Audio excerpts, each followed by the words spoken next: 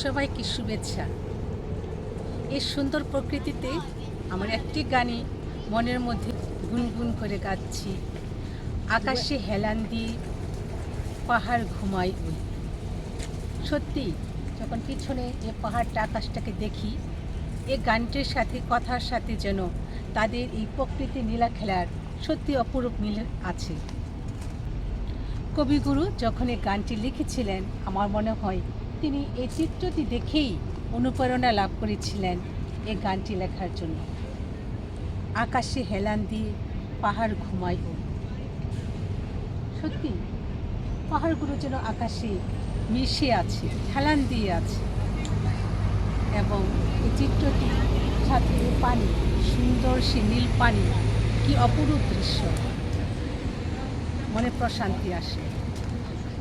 আপনাদের মনেও যেন এই প্রশান্তির খেলা প্রবাহিত হয়, সেই সব শুভকামনা নিয়ে ধন্যবাদ সবাইকে।